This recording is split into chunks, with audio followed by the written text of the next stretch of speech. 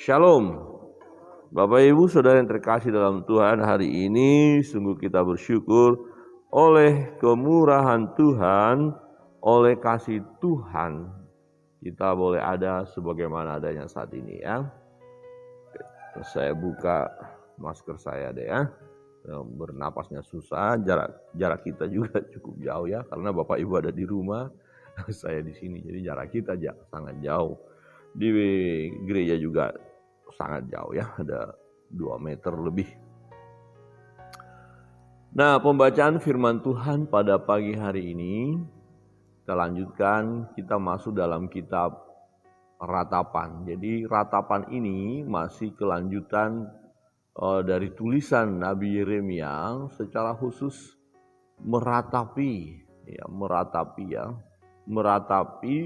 hancurnya ya Bait Allah, ya hancurnya Yehuda, ya hancurnya kota Yerusalem, dan bagaimana penduduk Yehuda mengalami penderitaan yang luar biasa dan juga ditawan ke Babel.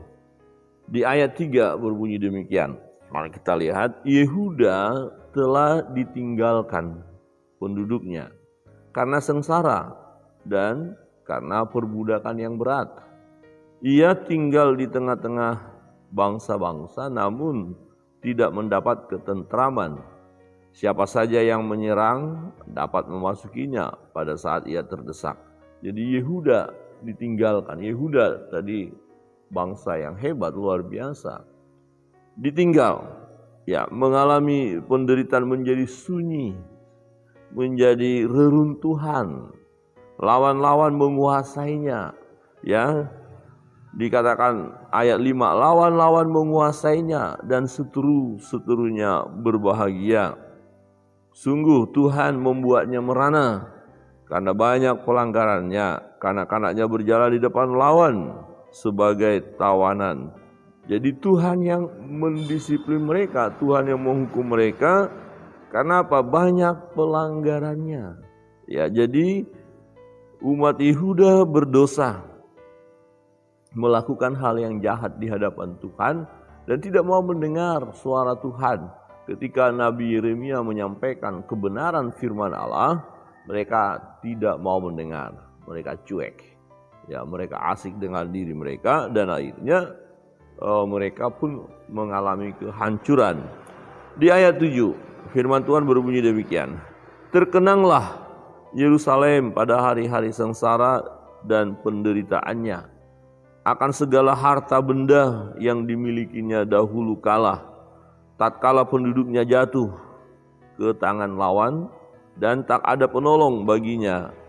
Para lawan memandangnya dan tertawa karena keruntuhannya. Jadi bangsa Yehuda menjadi bahan olok-olokan bagi bangsa Babel.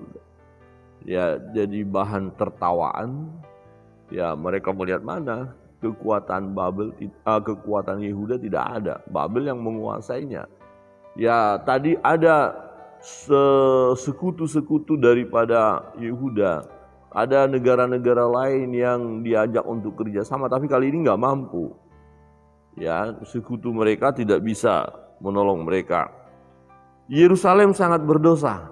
Ini persoalannya ya, ayat 8. Yerusalem sangat berdosa sehingga najis adanya. Semua yang dahulu menghormatinya sekarang menghinanya karena melihat telanjangnya, dan dia sendiri berkeluh kesah dan memalingkan mukanya. Jadi bagaimana Yehuda oleh karena dosa mereka, oleh karena perbuatan mereka yang keji dan penyembahan berhala ini, Tuhan mendisiplin mereka. Nah, ketika Tuhan menghukum mereka, di mana Babel sebagai alat di tangan Tuhan, bangsa-bangsa lain nggak bisa menolong, nggak bisa membantu, ya, karena memang ini kekuatan luar biasa dari Babel, dan yang terlebih adalah atas seizin Tuhan, ya. Saudara yang terkasih dalam Tuhan, kita melihat jelas sekali alasannya mengapa Yehuda mengalami kehancuran, mengapa Yerusalem kota itu ditinggalkan dan akhirnya reruntuhan, bahkan Bait Allah sendiri hancur, ya. Di ayat 18, Tuhanlah yang benar, karena aku telah memberontak terhadap firman-Nya. Dengarlah, hai segala bangsa, dan lihatlah kesedihanku. Darah-darahku dan turuna-turunaku pergi sebagai tawanan. Ya, jadi mewakili umat itu. Ya, Yeremia berkata, ya Tuhanlah yang benar, karena aku telah memberontak terhadap firman-Nya. Jadi memang bangsa itu kan memberontak kepada firman, tidak mau mendengar. Tidak mau mendengar suara Tuhan, tidak mau mendengar suara firman. Dan akhirnya Tuhan menghukum mereka. Dengarlah hai segala bangsa dan lihatlah kesedihanku. Ya, ini ratapan, ya, jadi meratap, sedih, menangisi Yehuda, menangisi Yerusalem, menangisi Bait Allah. Ada apa? Ini sesuatu yang sangat mengerikan. Dikatakan darah-darahku dan turuna-turunaku pergi sebagai tawanan. Anak-anak muda, pemuda-pemudi, turuna-turuni, ya, dibawa ke pembuangan, ya, ditawan, tidak berkutik, nggak bisa buat apa-apa.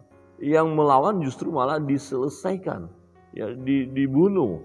Banyak juga yang mati, ya, karena mencoba melawan, ya, Raja Babel. Kerajaan Babel mau mencoba mereka lawan, tapi akhirnya mereka tidak mampu dan banyak yang terbunuh. Aku memanggil kekasih-kekasihku. Apa artinya? Ya, coba Yehuda meminta pertolongan kepada bangsa-bangsa lain yang hebat, tapi kenyataannya nggak bisa. Bangsa-bangsa lain pun sudah tunduk kepada Babel, sudah ditaklukkan oleh Babel. Ya, aku memanggil kekasih-kekasihku, tetapi mereka memperdayakan aku. Imam-imamku dan para tua-tuaku telah mati semuanya di kota. Ya, dibunuh. Ya, tatkala mencari makan bagi dirinya untuk menyambung hidupnya. Betapa mengerikan, ya, betapa sedihnya nasib mereka. Sampai-sampai cari makan aja susah. Dan akhirnya mati kelaparan juga. Ada yang dibunuh juga. Ya Tuhan, lihatlah betapa besar ketakutanku, betapa gelisah jiwaku, hatiku terbolak-balik di dalam dadaku, karena sudah melampaui batas aku memberontak.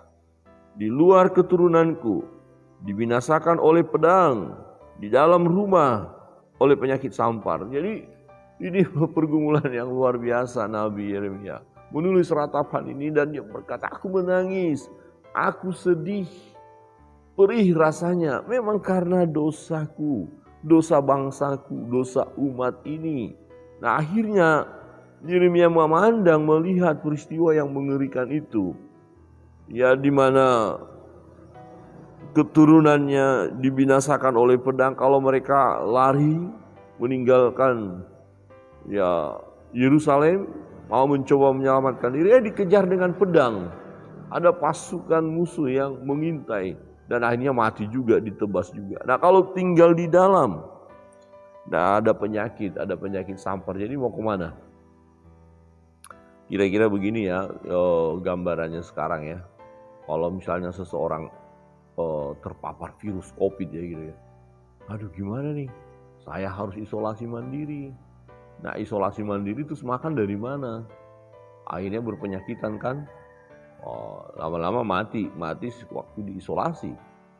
Nah, tapi kalau mau keluar, nggak boleh juga keluar kemana-mana, apalagi terpapar kan, akan menularkan, kemudian mendapatkan pemantauan, nggak boleh kemana-mana, jadi tersiksa, ya, tersiksa, mau keluar juga maut, bahaya, di dalam juga maut. Jadi di mana lagi ada tempat yang bisa nyaman? Tidak ada. Ini sesuatu yang mengerikan pada masa di mana bangsa Babel menyerang Yehuda. Ini luar biasa, ya. Dan itu karena kesalahan umat, dosa umat. Ayat 21, dengarlah bagaimana keluh kesahku, sedang tiada penghibur bagiku. Siapa yang mau menghibur? Siapa yang akan memberikan semangat baru? Gak ada, orang semua yang lain pada kalah, ditaklukkan oleh Babel. Ya, seteru-seteruku memandang mendengar, seteru-seteruku mendengar tentang kecelakaanku. Mereka gembira karena engkau yang mendatangkannya. Datanglah kiranya hari yang telah engkau umumkan itu. Dan biarlah mereka menjadi seperti aku. Jadi waktu Yehuda mengalami penderitaan, mengalami sengsara, nah musuh-musuh yang lain melihat hal itu dan ya mereka bersuka cita. Jadi mereka bersuka cita di atas penderitaan orang Yehuda. Dan ini sangat mengerikan. Akhirnya Yeremia berkata, sebagaimana kami mengalami siksaan oleh karena dosa kami, ya kiranya Tuhan juga menghukum mereka karena mereka juga berdosa. Ya itu sebabnya nanti kita lihat ada nubuatan kepada bangsa-bangsa lain bahwa bangsa-bangsa lain pun dihukum oleh Tuhan. Ya beberapa hari yang lalu kita sudah lihat ya ayat itu. Nah ini masih dalam konteks yang sama. Ya, jadi mereka yang mentertawakan, yang senang atas penderitaan Yehuda, mereka sendiri tidak luput dari hukuman Allah. Datanglah kiranya hari yang telah engkau umumkan itu dan biarlah mereka menjadi seperti aku. Biarlah segala kejahatan mereka datang ke hadapanmu dan perbuatlah kepada mereka seperti yang kau telah perbuat kepadaku.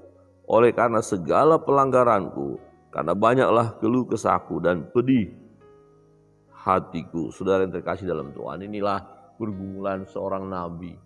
Ya Yeremia meratapi dan dia berkata, ini kan saya sudah beritahu kepada umat ini supaya bertobat, tapi mereka enggak bertobat juga.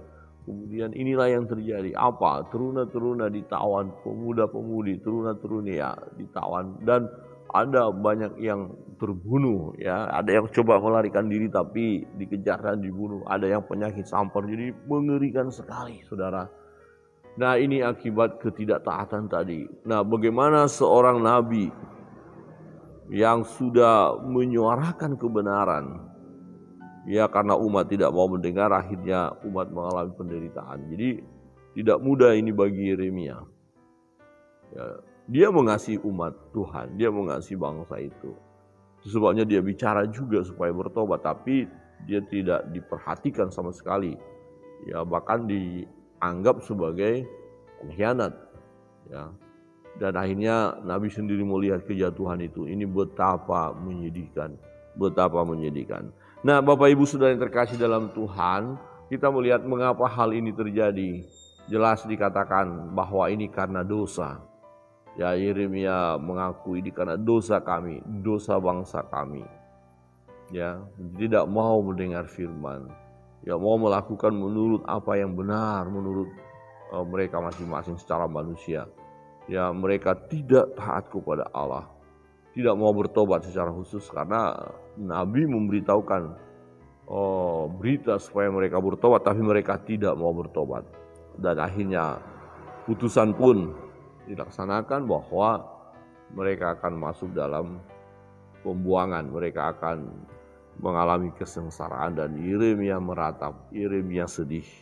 Jadi kira-kira begini Bapak Ibu, kita mengenal atau mengetahui ada seseorang yang sangat kita kasihi, kemudian kita ingatkan dia ketika dia melakukan dosa, tolong jangan berhenti sudah, ubah hidup.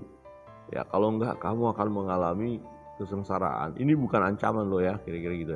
Tapi jelas kira-kira kita tahu kalau kamu nanti hidupnya seperti ini terus, ya nanti kamu akan mengalami kesusahan dan masa tuamu pun bisa sangat mengerikan. Nah kalau orang itu akhirnya nggak mau dengar, alah lu ngomong apa, sorohani dan segala macam. Akhirnya ketika kita lihat hukuman itu jatuh kepada dia, bukankah hati kita rasanya teriris-iris? Itulah cobalah ikutin dulu. Udah dikasih tahu kok malah nggak mau mengikutin. Akhirnya kan seperti ini. Nah, terus mau bilang apa lagi? Siapa yang mau menolong? Nggak ada yang bisa menolong. Siapa yang mau bisa menghentikan penderitaan itu? Nggak ada. Ya Tuhan yang memerintahkan malapetaka itu terjadi. Jadi terus gimana dong? Ya sekarang terima. Dan kemudian masuk dalam proses yang baru dong ya. Masuk dalam proses yang baru. Kadang-kadang begini memang. Setelah disiplin itu terjadi dalam hidup kita, baru kita berani melangkah bertobat. Ya Tuhan ampun saya. Nah waktu masih aman-aman mana? mana mengubah hidup. Ada orang yang asik dengan korupsi misalnya. Ya kan nggak ada masalah, belum ketangkep. Tapi dia tahu nggak bakalan bisa ketangkap? Dia tahu risikonya. Dia tahu nggak bahwa bisa nanti keciduk dia. Oh dia tahu. Nah kalau tahu kenapa nggak langsung lebih awal bertobat? Enggak, masih jauh. Belum tentu juga saya kena. Itu belum tentu, mungkin yang lain akan kena. Setelah kena baru ampun ya. Mulai setelah keciduk ya KPK baru mulai menyadari dan berseru-seru kepada Tuhan. Ya. Tapi puji Tuhan kalau memang ada pertobatan itu, maka akan terjadi pemulihan. Ini sebenarnya yang terjadi. Kalau terjadi pemulihan, pertobatan, maka pemulihan itu terjadi. Tapi kalau tetap mengeraskan hati, tidak mau bertobat, ya kebinasaan. Saudara yang terkasih dalam Tuhan, kiranya kebenaran firman Tuhan pagi hari ini menolong kita untuk kita terus setia kepada Tuhan, bersandar kepada Tuhan ya. Andalkan Tuhan dalam hidup ini. Firman-Nya kita terima dengan sukacita. Ya, firman-Nya kita dengan sukacita kita mau terima. Ya, dan jika memang Tuhan mendisiplin kita oleh karena kesalahan kita harus merendahkan diri di hadapan Tuhan dan berkata, benar Tuhan, ini semua karena kesalahanku. Benar Tuhan, ini karena dosaku, ampuni aku dan pulihkanlah aku. Tuhan akan memulihkan. Kiranya Tuhan memberkati kita masuk